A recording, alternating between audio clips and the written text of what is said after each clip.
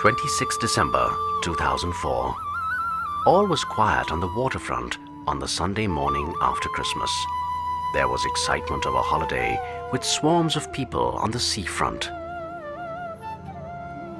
Then suddenly, around 9:30 a.m., the sea receded only to come back as one of the greatest natural calamities of modern times.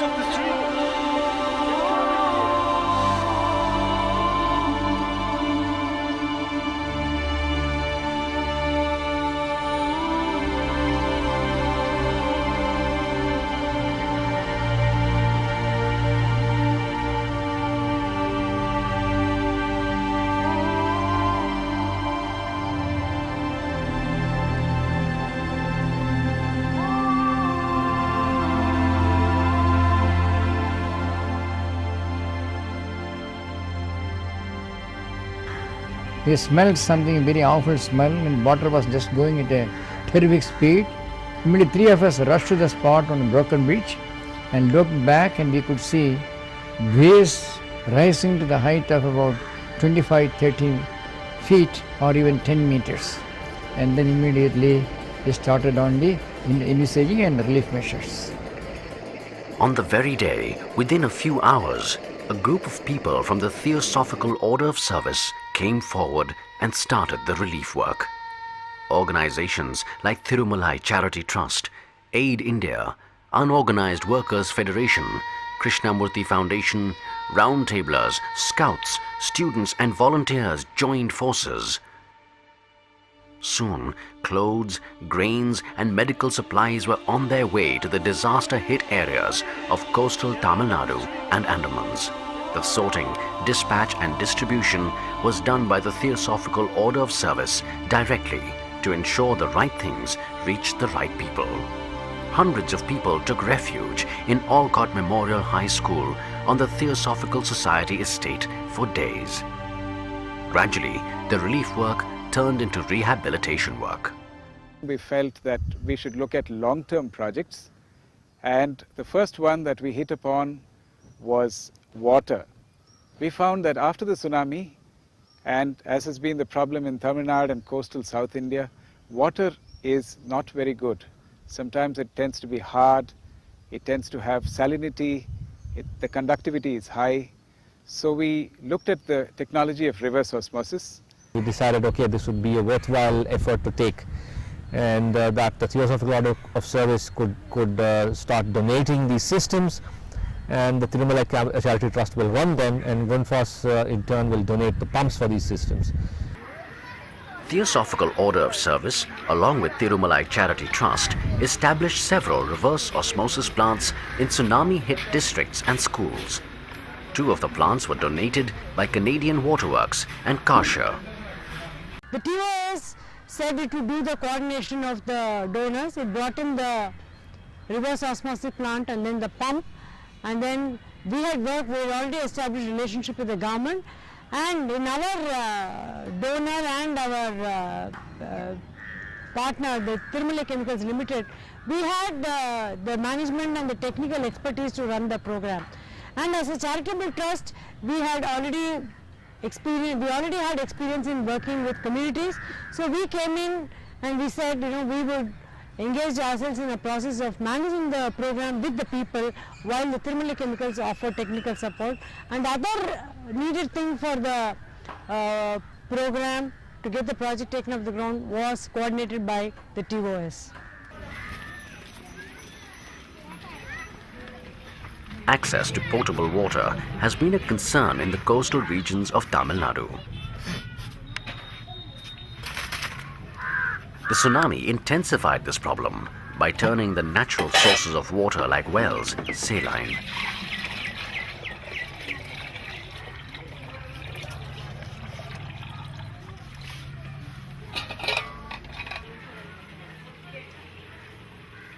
The reverse osmosis plants, with a capacity of about 1,000 to 1,500 liters per hour, serve several thousand families in the tsunami-hit areas.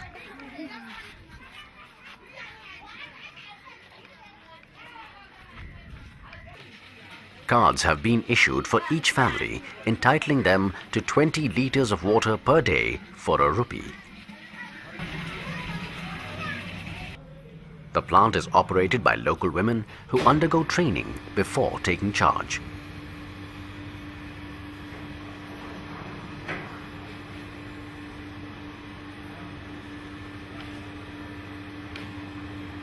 We had too many people on the ground. We could not afford to keep them there. So we wanted it to be viable.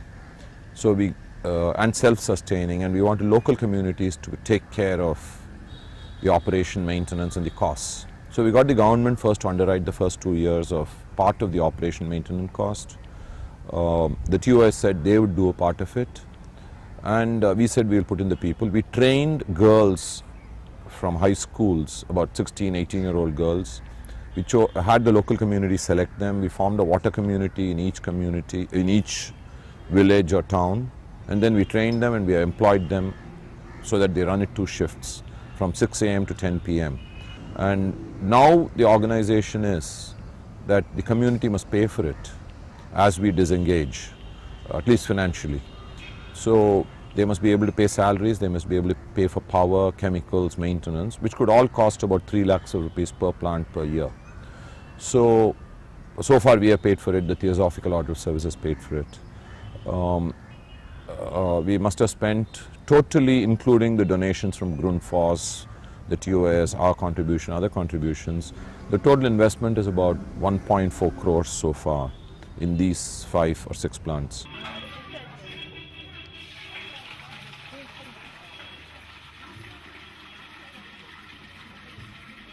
Community involvement in the running and maintenance of the plants is increasing. The project is in its final lap, and Theosophical Order of Service and Tirumalai Charity Trust hope that the community will take charge of the plants and run them.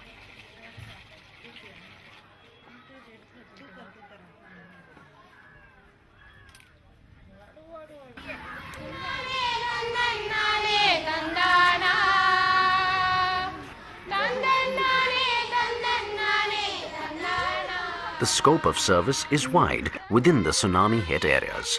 The TOS has set up reverse osmosis plants in schools like the Besant Theosophical High School and the Alcott Memorial High School, which provide free education to over 600 underprivileged students.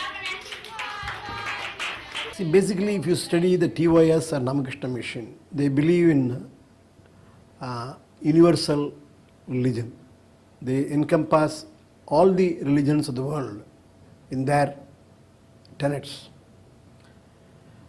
So they are akin in their basic principles of serving the society and the mankind and the poor. Because we decided to enroll students who are affected by tsunami.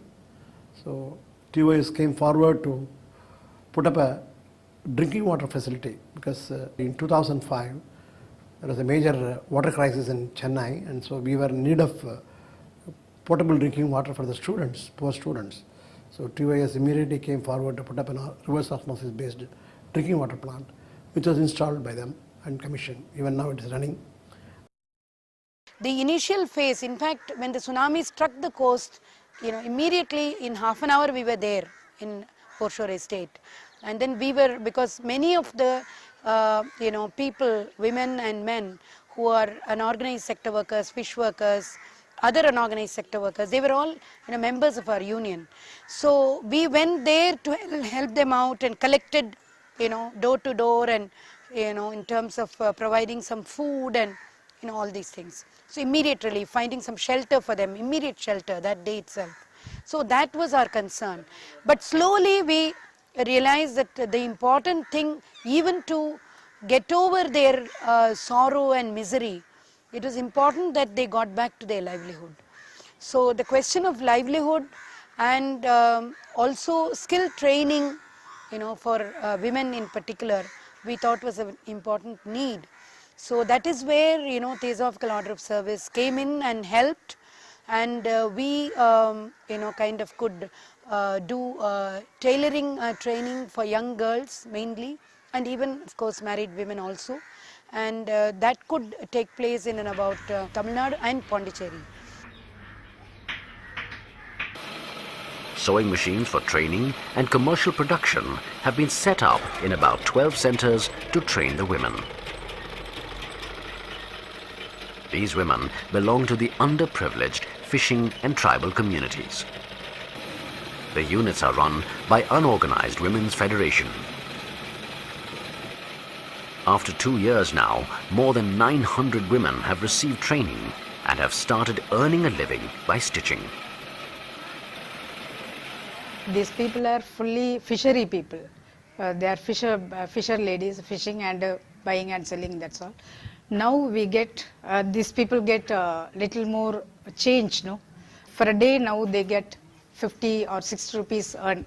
Otherwise the fish, now the tsunami area is very difficult for fishing and all. Apart from tailoring units, TOS has set up 2 eco-friendly recycling units. These units are run by 2 self-help groups, Annie Besant Amaya Coastal Women's Federation and Anai Teresa Coastal Women's Federation. The women workers make paper by recycling waste products like cotton, waste paper, banana fiber and vegetable fiber. They market these products in India and abroad. These units have become a source of livelihood and have helped the women to create a sense of solidarity with each other post-tsunami. So they said we want something where we can sell something and make a little bit of money till our family, the husbands start going to fish. Because the men also were very, they were in a sort of, they were very much afraid to go back to the sea, you know. And then somebody from KFI told me, if you want some genuine organization which is only interested in helping these people and not expecting anything return, a fame and things like that, you contact TOS. Then I said I should do something to the Mahabalipuram crowd, and the organization helped me with this, getting these idli grinders. Now they had formed some self-help groups and each family was given one.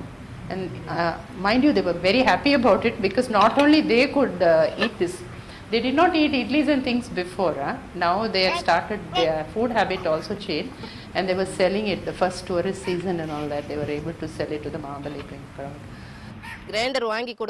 Madam got us a grinder, which has become our only source of income. We earn about 200 rupees per day, and after paying all the expenses for rice, pulses, chutney and sambar, we make a profit of around 100 rupees. With this money, I am able to run my family. Thank you very much. Free medical service was set up about 5 years ago to cater to the workers of the Theosophical Society. Now, people from the adjoining areas and slums depend on the center for medical aid.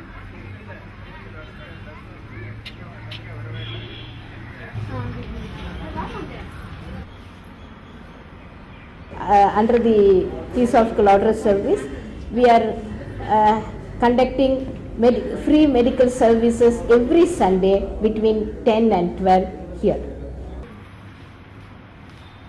Also, along with the general doctors, we have different specialty doctors coming, like the skin specialist coming, physiotherapist coming, gynecologist coming.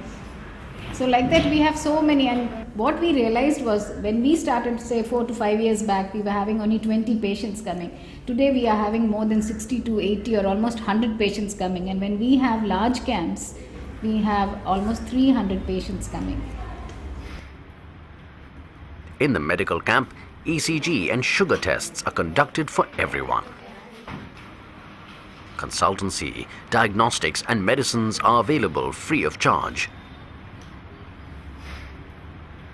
In fact, more than the pressure from the patients, we ourselves feel that there's no point in just writing certain investigations or tests which the patients don't do in spite of our telling them week after week.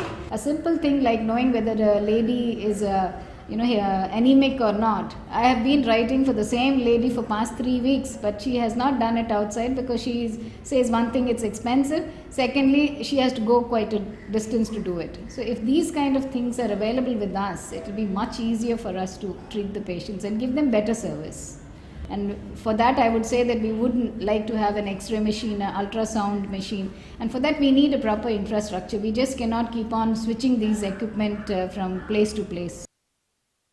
Homeopathy, acupressure and distance healing are also a part of the TOS activities, in keeping with the vision of holistic healing. In its spirit of service to the suffering, the TOS extends its help in times of calamities and conflict across the country.